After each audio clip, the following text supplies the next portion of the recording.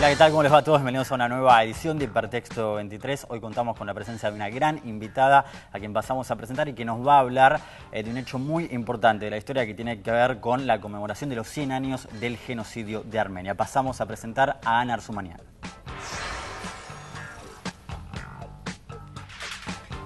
Que nació en Buenos Aires en 1962, es abogada de formación, traductora, psicoanalista y poeta. Por supuesto, entre sus libros de ensayo y poesía se destacan Debajo de la piedra, El depósito humano, una geografía de la desaparición y Hacer violencia. Además, tradujo una antología de 20 poetas armenios.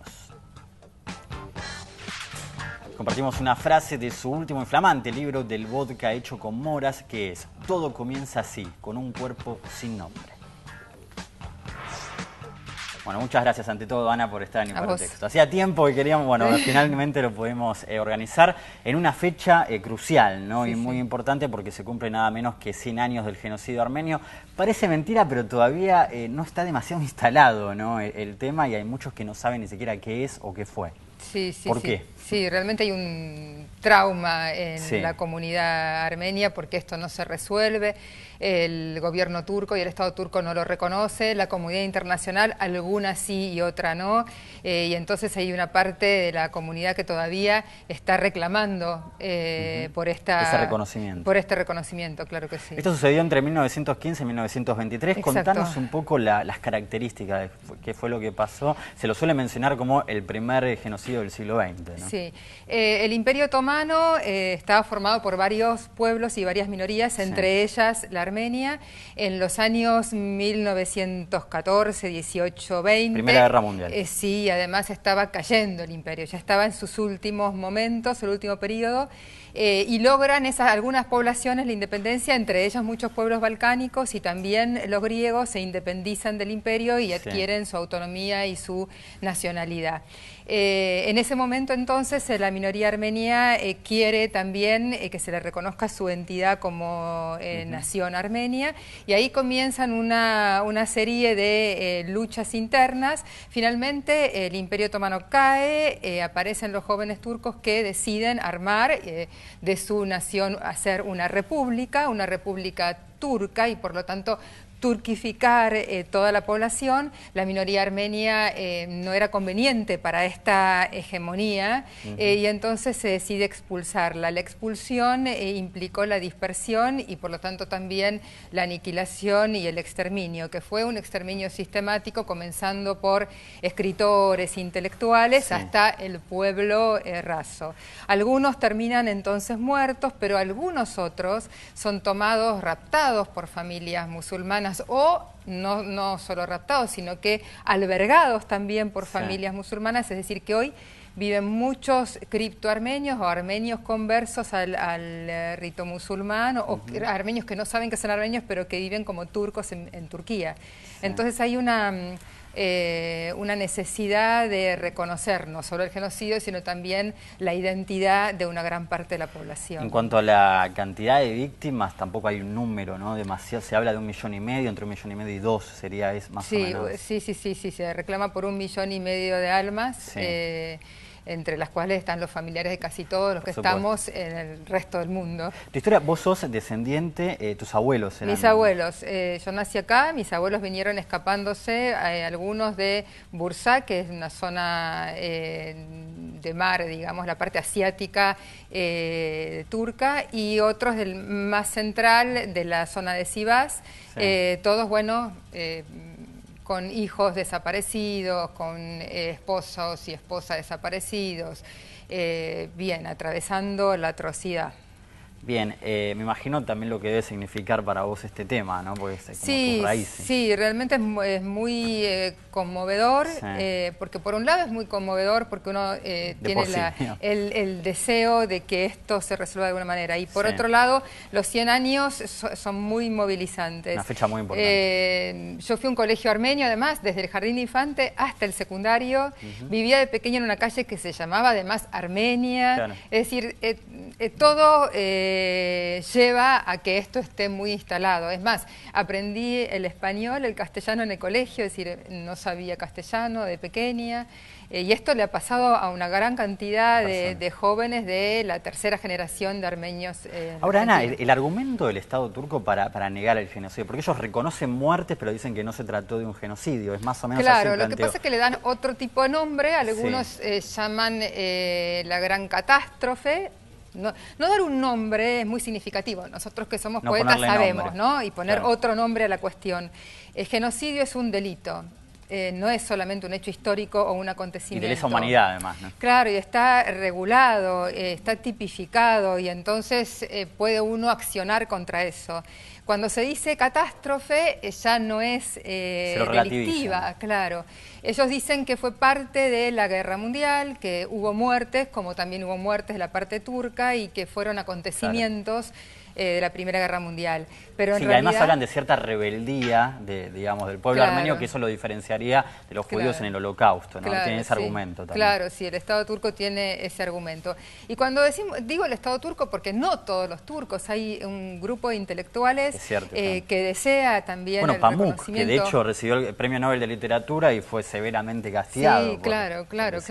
Porque creo que también esto libera al mismo pueblo, ¿no? Entender que sus propios habitantes, sus propios vecinos han sido expulsados y que, bueno, reconocer esa parte de la historia blanquea su presente también. Ahora, con todos estos problemas que hay de ISIS, por ejemplo, el cristianismo en Medio Oriente, los problemas que hay del grupo turco, el kurdo, por ejemplo, ¿no? Que el grupo kurdo está siendo también diezmado y intenta... Sí, problemas de censura con periodistas también, ¿no? Que pasa mucho. Ana, son pocos los países de todas maneras que reconocen, ¿no?, el genocidio. Creo que son alrededor de poco más de 20. Entre ellos está nuestro país, está la Argentina. Que te quería hablar de eso, porque tiene una historia muy curiosa que yo lo veo casi como una muestra de lo que son las políticas de derechos humanos con respecto a la dictadura, la última dictadura. ¿Por qué digo esto? Porque hubo un primer reconocimiento de Alfonsín, tengo entendido, ante la sociedad armenia, que fue muy importante, una ley que se promulga durante el menemismo, que fue vetada por el propio Menem. Qué coincidencia. Y en el 2007 Néstor Kirchner promulga nuevamente la ley que se mantiene hasta ahora reconociendo el genocidio armenio. Es notable el paralelismo que hay con la dictadura, ¿no? Sí, y hay un gran agradecimiento del pueblo armenio, porque esta legislación permite también a la comunidad poder hablar del tema, poder presentarlo, porque entonces hay un tercero, otro que no es el mismo armenio, que, que garantiza una posibilidad de hablar de esta cuestión. A partir de esa ley se ha abierto miles de canales, canales que fueron no solamente políticos, sino también artísticos. Por ejemplo, no sé, yo antes de eso, por ejemplo, si bien escribía sobre la temática, no mencionaba del todo genocidio armenio, esto así, ¿no? Esta formulación. Porque y lo empezaste a mencionar después. Absolutamente, absolutamente. Después lo pude mencionar, lo pude hablar porque sentía que alguien podía escucharlo, que había una recepción, que había una interlocución, cosa que antes era traumático porque para uno también tenía la necesidad de probar a alguien todo este drama. Cuando la ley está, uno sentía que ya no tenía que probar y que ya podía recorrer trabajos a partir de eso, ¿no? Ahora, ya que hablas de tu escritura, y realmente recomiendo leer a Ana porque es una extraordinaria poeta, es un tema muy recurrente, no solo el genocidio armenio, sino la violencia de Estado en general, ¿no? De hecho, es un tema muy importante en tu obra. ¿Cómo se hace para escribir sobre eso? Vos lo haces muy bien, pero digo, ¿qué significa escribir sobre tragedias tan grandes y con tanta marca, ¿no? De hecho, está esa frase que después de Auschwitz no se puede escribir poesía. Bueno, vos sos una contradicción a eso, pero ¿cómo se hace? Sí, yo creo que esa frase habría que también reverla, claro, porque Adorno también decía que no se podía escribir de esa manera, habría que escribir de otra forma, y yo sí siento que es como que cambian los parámetros. Sí, en realidad, ¿no? Cambia absolutamente, porque lo metafórico está muy cercano, si se puede hablar de lo metonímico, es decir, hay algo de lo real que se instala fuertemente. Yo no puedo escribir, esa es la cuestión. No hay manera de que eso que es lo violento no aparezca para acompañarlo, para tratar, es duro, ¿no? Pero digo, tratar de embellecerlo. La idea primaria es darle belleza al horror. y a ver si es posible. Y quizás sí, es una forma de veladura, es una forma también de duelar, ¿no? De velar en el sentido de pasar un velatorio, digamos, Sí. ¿no? De duelar. Noto mucho psicoanálisis en todo lo que estás diciendo. Digo, ¿hay una influencia también en tu obra de Al tu principio preparación? quizás sí, por muchas lecturas, pero bueno, después ya no, porque aparecen los cuerpos de otra manera. Exacto, exacto.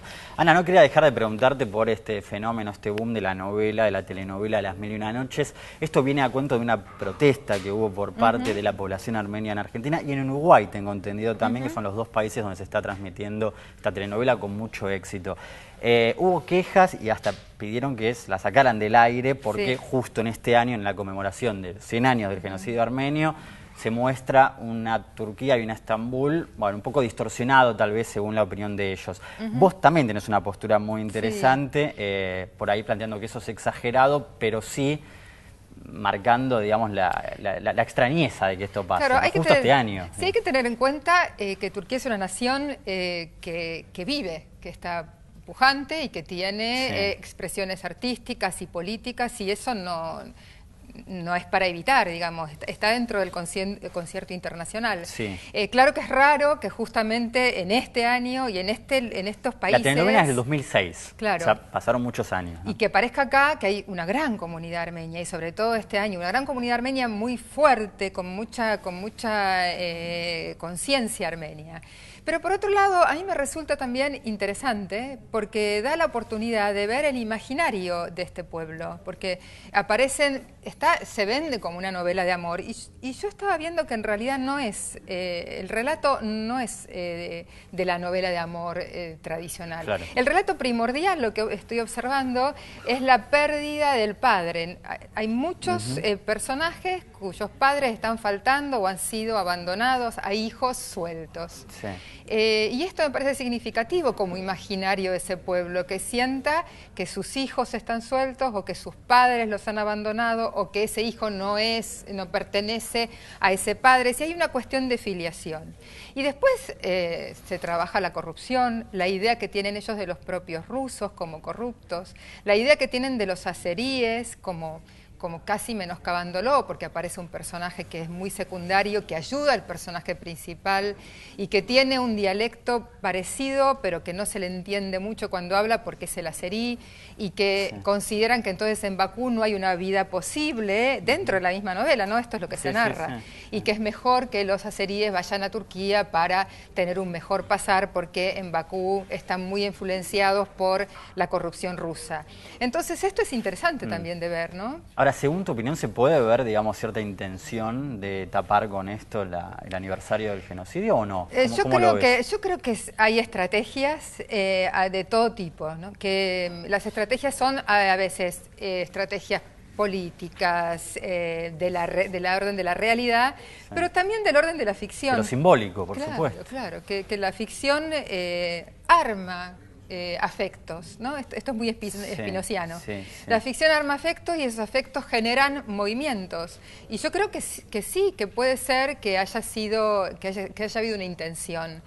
Pero esto no tiene que diezmar la idea armenia de seguir con su planteo, porque esto es lo que tenemos que entender, tanto armenios como turcos, que convivimos en un mundo, que si bien... Aparte el pueblo, por supuesto, no tiene nada que ver, ¿no? Eso queda clarísimo. Digamos. Y que los armenios tenemos nuestra reivindicación, pero frente a un pueblo que está vital, que es el turco, y me parece...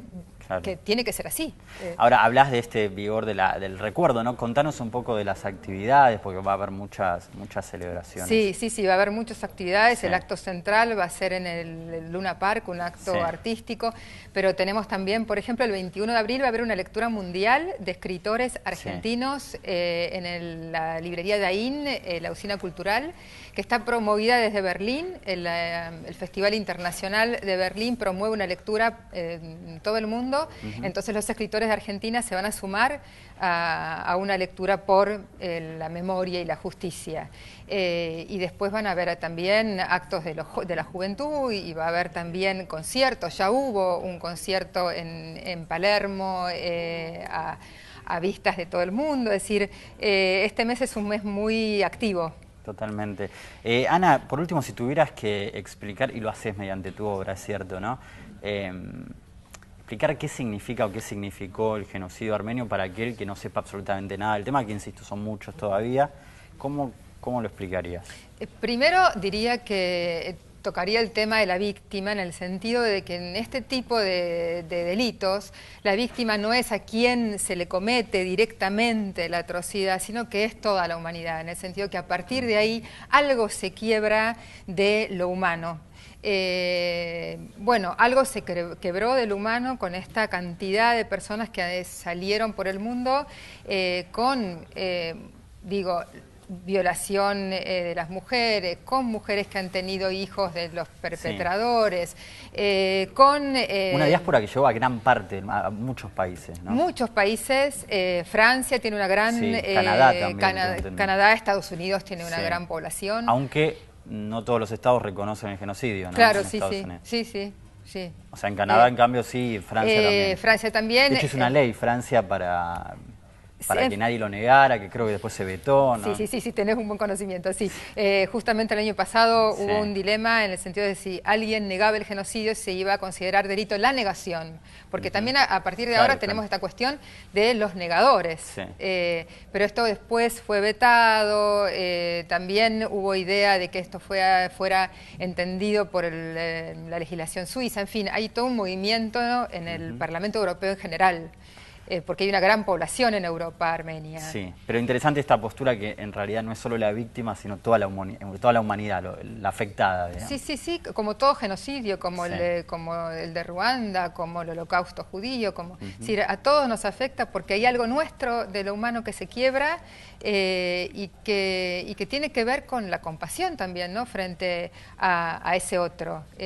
Y se quiebra el lenguaje, se quiebra lo simbólico, se quiebra el cuerpo, todo, se dispersa algo del humano. Te quería preguntar también por los últimos libros que salieron, como decíamos, ¿no? Siempre en tu obra está reflejado el tema no solo del genocidio de Armenia, sino todo el terrorismo de Estado en general. Contanos de los últimos libros y también te voy a preguntar por la antología que sacaste en su momento de poetas armenios. Sí, porque estamos haciendo un trabajo desde Armenia con una traductora armenia que fue la esposa del primer embajador de Armenia en la Argentina, Alister Gebondian, que ahora está viviendo en Armenia, y con ella tenemos esta idea de hacer un puente cultural.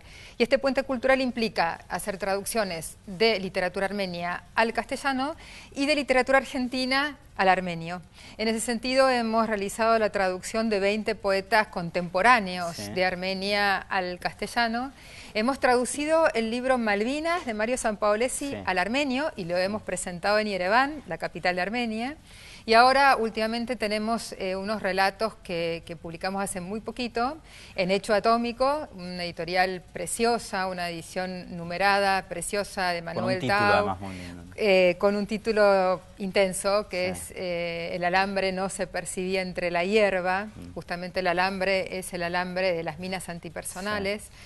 Son 5 relatos de 2 escritores armenios, Levon Hechoyan y Jovannes Yeranian, y trata la guerra de Garapaj, que es otra cuestión, porque cuando Armenia, cuando Armenia se independiza en el año 1991, es decir, cuando la Unión Soviética cae, todas las poblaciones...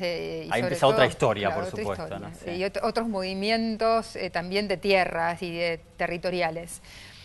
Una región autónoma, que es la región autónoma de Garapaj, que de gran mayoría de población armenia, que estaba bajo el diseño de Stalin en territorio de Azerbaiyán, decide en el año 1991 la secesión del Azerbaiyán, del territorio azerí, y por lo tanto la independencia.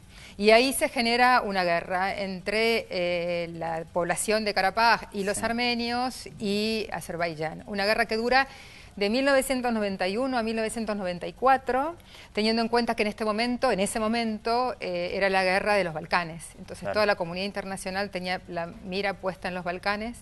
Y fue una guerra casi no vista, invisibilizada, de una población vecina, porque este pueblo vivía uno al lado del otro, de aldeanos, que no era guerra de ejércitos, sino era una guerra de aldeanos.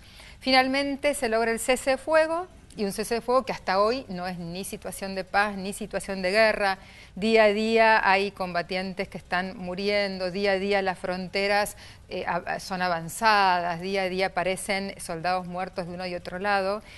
Y este libro lo que trata es justamente este desconcierto, ¿no? Esta situación abismada entre dos pueblos que comparten frontera, pero que viven de esta forma.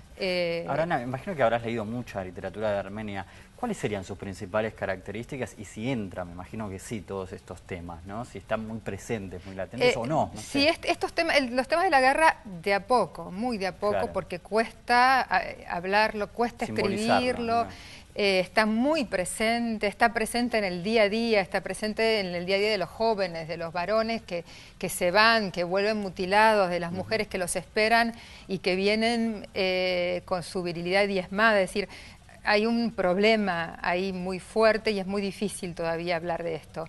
Sí se puede decir que se trabaja mucho, hay un gran trabajo sobre la melancolía, aparece mucho lo melancólico. De hecho se ve en el libro de los 20 poetas. Sí, ¿no? Hay una gran melancolía.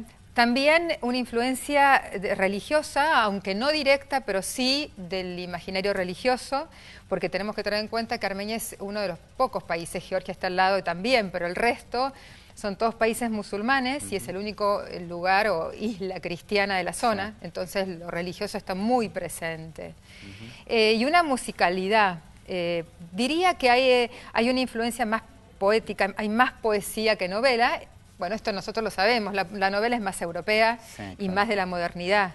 Y Armenia pasa de, digamos, podríamos decir, del feudalismo a estos días, a la posmodernidad. Sin solución de continuidad. Claro, claro, donde la modernidad no tiene lugar y por lo tanto la novela tampoco mucho, es decir, las novelas todavía no tienen un espacio fundacional, aunque sí hay, claro.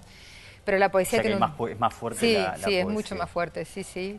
¿Y qué sensación te dio al leer esos poemas de los 20 poetas? Digo, que es un libro muy interesante. Como yo había hecho un viaje y el paisaje me había resultado embriagador, pero me parecía... Es muy especial, ¿no? Es verdad, el paisaje todos dicen. Sí, porque es muy montañoso, árido por momentos, es muy alto, hay monasterios por todos lados. Pero yo sentía que algo faltaba, algo no me decía el paisaje todavía, y que la única forma era leyendo a los poetas, escuchando su canto, viendo a ver por dónde pasa su alma, ¿no? Que es a través de la poesía o del canto que uno puede llegar a algo de ese corazón. Y ahí entonces uno encuentra esto que te decía, cierta... Hay los poemas que escriben los hombres, hay algo recurrente que aparece, que es el no regresar, ¿no? Una idea de ellos de hay algo que no se, hay algún lugar donde no se puede volver, que uno lo puede decir, bueno, quizás sea la Unión Soviética, quizás sea la Armenia histórica, quizás sea a una condición de igualdad que ahora han perdido, quizás sea esta cuestión del capitalismo feroz que se les ha instalado, quizás sea esto descarnado que ellos sienten como una invasión del capital, ¿no? Que ellos formando parte de una idea otra del mundo, de este hombre soviético que se le quebró. Sí, completamente distinto. No, completamente. Y las mujeres, yo advertí en las mujeres cierta rabia en la poesía, una cosa más rabiosa, quizás más jugada en el sentido de quebrar más con parámetros estéticos. Los varones todavía tienen... Más clásicos. Claro, sí, preservan la tradición, quizá por una cosa del discurso masculino, vaya a saber, no sé. Ana Arzumaría, muchísimas gracias por haber estado en Hipertexto. Gracias. Gracias también a ustedes por estar del otro lado, nos reencontramos la semana que viene.